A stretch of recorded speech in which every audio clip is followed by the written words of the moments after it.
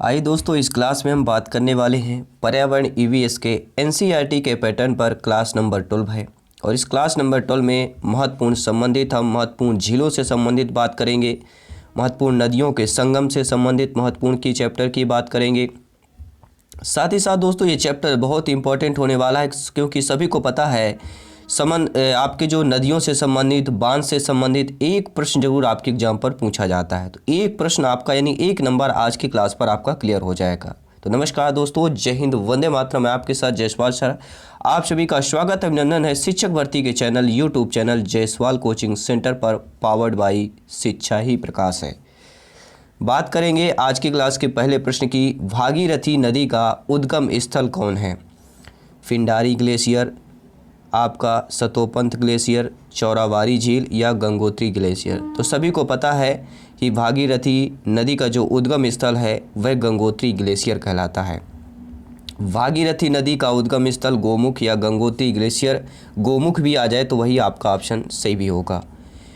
जो उत्तराखंड के उत्तरकाशी में स्थित है, यह नदी देवप्रयाग में अलकनंदा से मिलकर गंगा नदी का निर्माण करती है और इसकी प्रमुख सहायक नदियाँ रुद्र गंगा, केदार गंगा, सिया गंगा, भीलांगना, अलकनंदा आदि हैं। और सभी को पता है कि भारत में टिहरी बांध इसी नदी पर बनाया गया है, अर्थात भागीरथी नदी पर टिहरी बांध परियोजना या टिहरी बांध बनाया गया है, भागीरथी नदी पर बनाया गया है। झीलों से संबंधित महत्वपूर्ण बिंदुओं की बात करते हैं जो परीक्षा के दृष्टि से बहुत ही इंपॉर्टेंट है। भारत की सबसे बड़ी झील चिल्का झील, जो कि आपके उड़ीसा राज्य पर स्थित है, यह आपके एग्जाम पर पूछा गया प्रश्न है। अगर विश्व के भी पूछा जाता है, इसको भी कंबाइंड किया गया है, वैसे पूछा नहीं जाएगा विश्व का, लेकिन कभी कभी सी टेट या में पूछा जाता है। बाकी MP TET, UP TET, REET exam में कम पूछा जाता है। तो विश्व के सबसे बड़ी मीठे की झील अपारी, जो विश्व की बात करेंगे, सुपीरियर झील है, जो कि कनाडा एवं संयुक्त राष्ट्र अमेरिका की सीमा पर स्थित है। विश्व की सबसे गहरी झील अगर पूछा जाता है, बैकाल झील, जो कि रूस देश पर स्थित है। और भारत की सबसे बड़ी मीठे पानी की झील वुलर झील है, जो जम्मू कश्मीर पर स्थित है। हो सकता है आज की जो क्लास है हमारी, आवाज़ में थोड़ा प्रॉब्लम आ रही है, क्योंकि स्वास्थ्य सभी को पता है ये मौसम की वजह से थोड़ा स्वास्थ्य पर प्रभाव पड़ा हुआ है। तो आई होप आप लोग अच्छे तरीके से समझ पाएंगे और इस आवाज़ को भी आप लोग उसी तरह से प्यार देंगे जैसे आप पहले से देते आ रहे हैं। साथियों, भारत की सबसे बड़ी मीठे पानी की झील सभी को पता है वुलर झील है, जो कि जम्मू कश्मीर पर है। और विश्व की सबसे बड़ी खारे पानी की झील आपकी कैस्पियन सागर है, जो कि मध्य एशिया पर स्थित है। भारत में खारे पानी की सबसे बड़ी झील सांभर झील है, जो कि राजस्थान पर है। और भारतीय नौसेना प्रशिक्षण केंद्र झील जो है किस झील पर बना हुआ है? चिल्का झील पर बना हुआ है, जो कि उड़ीसा राज्य पर स्थित है। भारत की सबसे बड़ी कृत्रिम झील, ये पूछा जा सकता है, जी हाँ, बहुत ही इंपॉर्टेंट है, बीबीबी इंपॉर्टेंट क्वेश्चन पर आ जाता है, वीवीआईपी कैटेगरी का प्रश्न यह बन जाता है आपका कि भारत की सबसे बड़ी कृत्रिम झील, तो गोविंद वल्लभ पंत सागर पर। भारत में एकमात्र तैरता राष्ट्रीय उद्यान, ये भी आपके वीवीआईपी इंपॉर्टेंट क्वेश्चन बन जाता है कि भारत में एकमात्र तैरता राष्ट्रीय उद्यान है कैबू लेमजाओ, जो कि आपके लोकटक झील, जो कि मणिपुर राज्य पर स्थित है। बात करेंगे प्रश्न की, कहाँ पर भागीरथी और अलकनंदा नदी से या अलकनंदा नदी के मिलने से गंगा बनती है? तो अभी हमने जस्ट पहले प्रश्न की बात कर रहे थे, सभी को पता होगा, तो वह राइट ऑप्शन आपका साथियों हो जाएगा देवप्रयाग। भागीरथी और अलकनंदा के मिलने से जो हमारी नदी बनती है, जो मिलने से गंगा बनती है, वह हमारा है, उस मिलन को कहा जाता है देवप्रयाग पर। देवप्रयाग भारत के उत्तराखंड में स्थित है।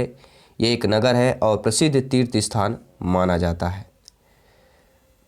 और अगर यहाँ पे मान्यता के अनुसार उस स्थल की बात करें कि यहाँ देव शर्मा नामक एक तपस्वी ने कड़ी तपस्या की थी, जिसके नाम पर इस स्थान का नाम देवप्रयाग पड़ा। और रुद्रप्रयाग में मंदाकिनी नदी अलकनंदा में मिलती है, कर्णप्रयाग में पिंडार नदी अलकनंदा में मिलती है। देखिए, आइए संगम से संबंधित प्रश्न पूछ लेते हैं। नदियों और उनके संगम से संबंधित 3-4 महत्वपूर्ण फैक्ट है, जो ये सारे प्रश्न आपके एग्जाम पर पूछे जाते हैं।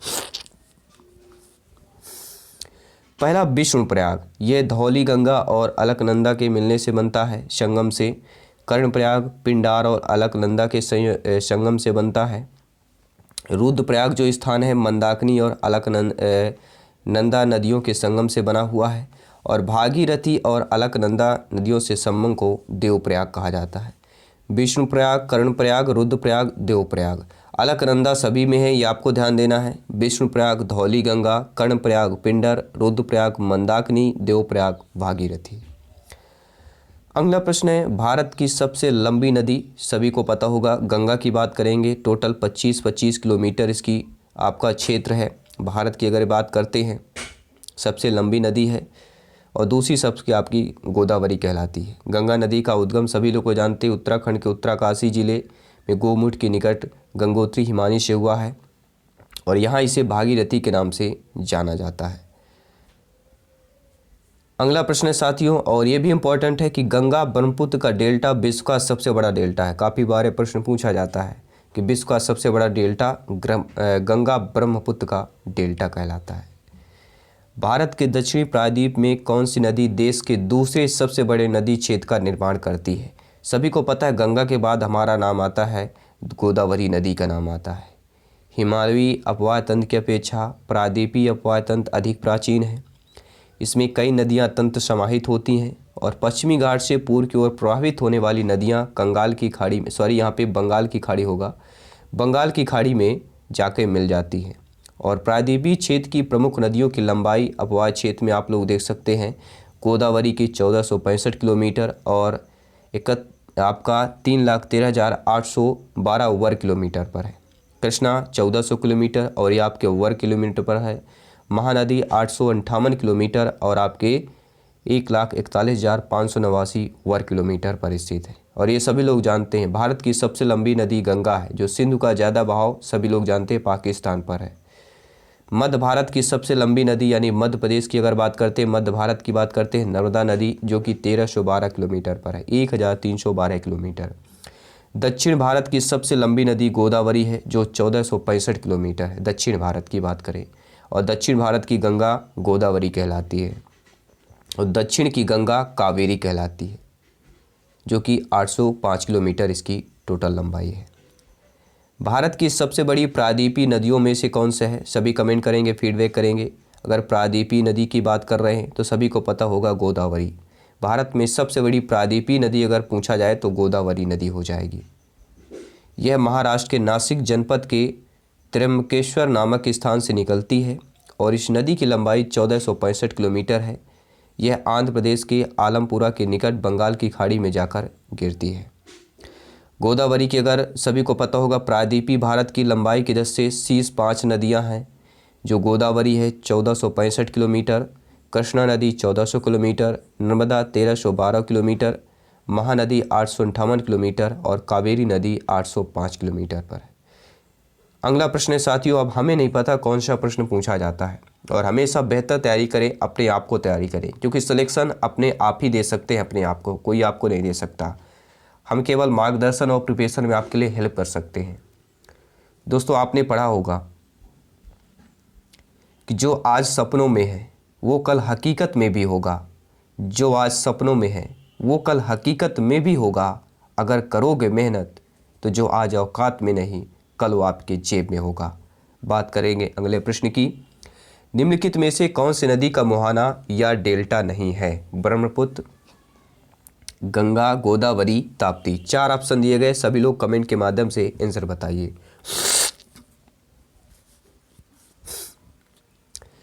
आई होप आप लोग अच्छे तरीके से समझ पाए होंगे। कौन सी नदी या कौन सी नदी की मुहाना डेल्टा नहीं निर्माण करती? सभी को पता है ब्रह्मपुत्र, गंगा और गोदावरी, ये तीनों नदी का मुहाना या डेल्टा बनाती हैं, लेकिन ताप्ती नदी यह मुहाना डेल्टा नहीं बनाती है,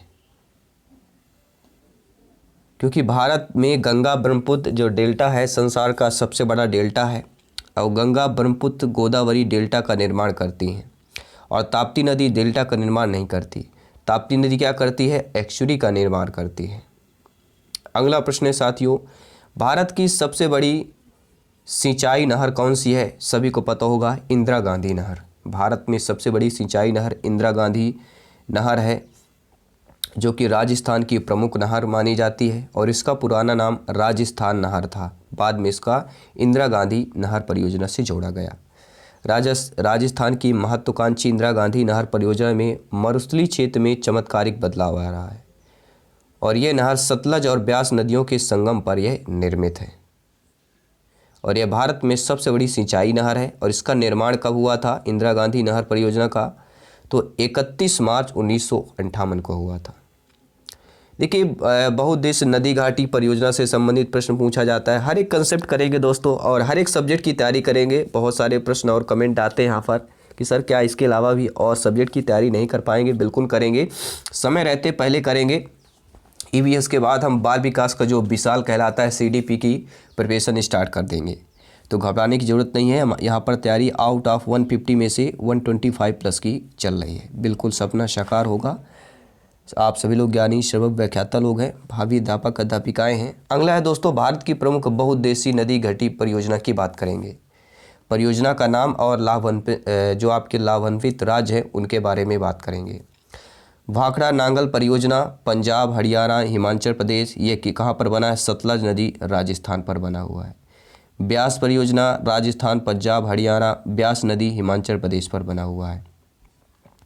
दामोदर घाटी परियोजना झारखंड, पश्चिम बंगाल, दामोदर नदी पर बना हुआ है। हीराकुंड बांध महानदी पर बना हुआ है। इसका लाभान्वित राज्य आपका उड़ीसा राज्य है। चंबल परियोजना चंबल नदी पर बना हुआ है। राजस्थान और मध्य प्रदेश लाभान्वित इसके राज्य हैं। तुंगभद्रा जो परियोजना है ये तेलंगाना और कर्नाटक राज्यों पर लाभान्वित राज्य हैं और ये तुंगभद्रा नदी पर बना हुआ है। मयूराक्षी परियोजना पश्चिम बंगाल पर मयूराक्षी नदी पर बना हुआ है। लाभान्वित राज्य पश्चिम बंगाल राज्य है। नागार्जुन सागर परियोजना आंध्र प्रदेश और तेलंगाना राज्य इसके लाभान्वित है और यह कृष्णा नदी पर बना हुआ है। तो नागार्जुन सागर परियोजना किस नदी पर है? कृष्णा नदी पर बना हुआ है। कोसी परियोजना कोसी नदी पर बना हुआ है और लाभान्वित राज्य बिहार और नेपाल है। गंडक नदी परियोजना नेपाल है जो कि गंडक नदी पर है।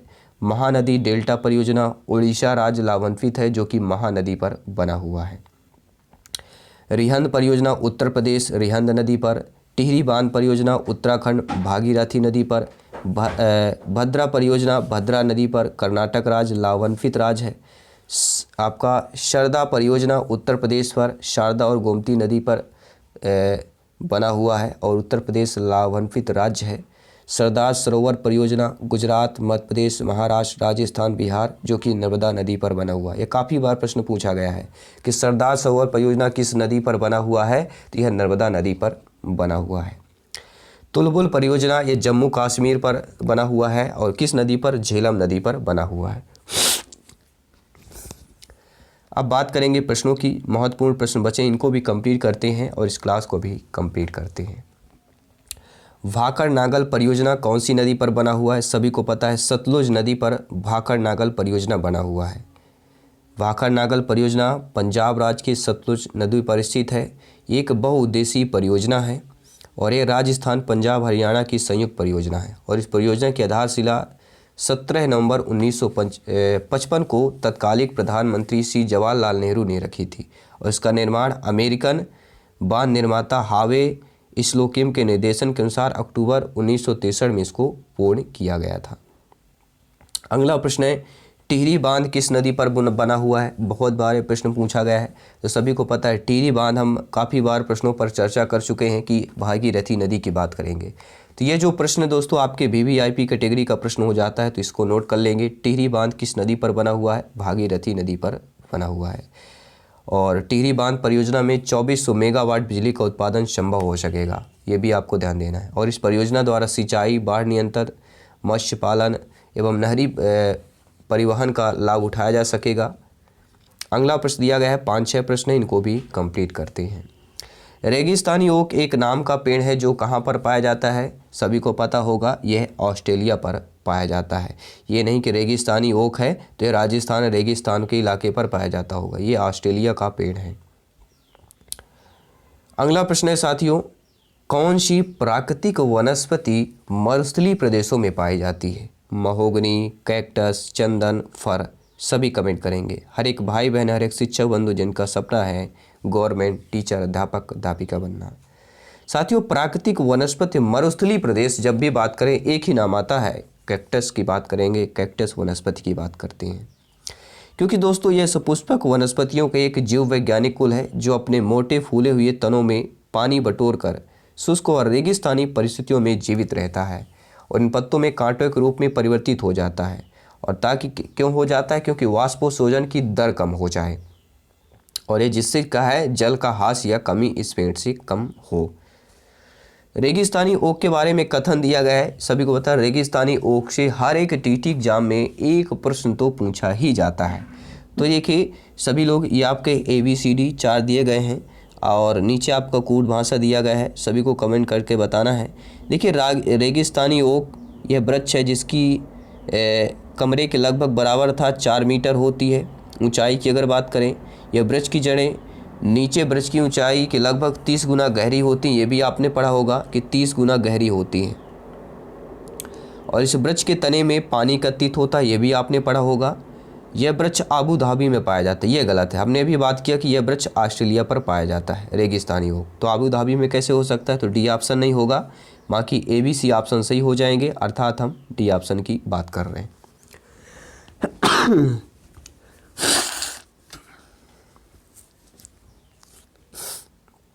अब बात करते हैं साथियों अगले प्रश्न की। अगला प्रश्न है रेगिस्तानी ओक से संबंधित ही प्रश्न है। क्या पूछा जा रहा है? रेगिस्तानी ओक एक पेड़ का नाम है जिसकी जड़ें उस गहराई तक ज़मीन के भीतर जाती हैं जब तक कि पानी तक ना पहुंच जाएं। और इस पेड़ों की जड़ों की गहराई इस पेड़ की ऊंचाई के लगभग 30 गुनी होती है। यह पेड़ पाया जाता है, सभी को पता है यह पेड़ कहाँ पर पाया जाता है? ऑस्ट्रेलिया पर पाया जाता है, जो कि एक रेगिस्तानी ओक इसका नाम दिया गया है। अगला प्रश्न है कौन सा सदाबहार पेड़ नहीं है? देखिए सदाबहार पेड़ पहचान कौन होता है? नीम, इमली, बबूल, शहतूत। सभी कमेंट करेंगे। देखिए नीम, इमली, बबूल ये सदाबहार वन पेड़ क्यों कहे जाते हैं, इसका भी हम बात करेंगे। और शहतूत को क्यों नहीं कहा जाता, इसको भी बात करेंगे। शहतूत जो है सदाबहार पेड़ नहीं है। पहले जान लेते हैं परिभाषा। साथियों सदाबहार पौधे ऐसे पौधे और वृक्षों को कहा जाता है जिन पर हम हर मौसम में पत्ते होते हैं और ये उन वृक्षों से अलग भी है जो आमतौर पर शरद ऋतु में अपने पत्ते खो देते हैं। तो आई होप आप लोग समझ गए होंगे। अब बात करते हैं अगले प्रश्न की। कटीली झाड़ियाँ पाई जाती हैं गर्म तथा शुष्क विद्युतीय जलवायु में, गर्म तथा शुष्क रेगिस्तानी जलवायु में, ठंडी ध्रुवीय जलवायु में, या इनमें से कोई नहीं। तो सभी को पता है कटीली जो झाड़ियाँ पाई जाती गर्म तथा शुष्क रेगिस्तानी जलवायु में पाई जाती, जहाँ पर पानी की कमी हो, ये आपको ध्यान देना, वहाँ पर ऐसी ये झाड़ियाँ पाई जाती, कटीली झाड़ियाँ। तो ये रहे दोस्तों आज की क्लास के महत्वपूर्ण प्रश्नों की अगर हम बात करें तो ये क्लास महत्वपूर्ण चैप्टर की बात करेंगे। आई होप ये क्लास अगर आपने अच्छे तरीके से समझ लिया होगा 1 नंबर अवश्य आपका कंप्लीट हो जाएगा, क्योंकि यहाँ से 1 से 2 प्रश्न जरूर 100% अभी तक जो एग्जाम हुए हैं पूछे ही गए प्रश्न हैं। तो आने वाले प्रश्नों या आने वाले एग्जाम पर जरूर पूछे जाएंगे, आने वाले पेपर पर ये प्रश्न जरूर पूछे जाएंगे। तो दोस्तों मैं आपके साथ जयसवाल सर जल्द मिलता हूँ नेक्स्ट क्लास पर। और 2 लाइन जो मैंने आपके बीच के क्लास में की थी वो एक बार और दोहराना चाहूँगा, इसको एक बार और रिपीट कर लीजिएगा। इसको तन मन धन से जो सपने हैं आपके दोस्तों वो साकार जरूर होंगे, याद रखिएगा। अपने अंदर की ताकत को, अपने अंदर के जो मन की ताकत होती है उसको उजागर कीजिए और तैयारी जारी रखिए। लोगों की बातों पर मत पीजिए।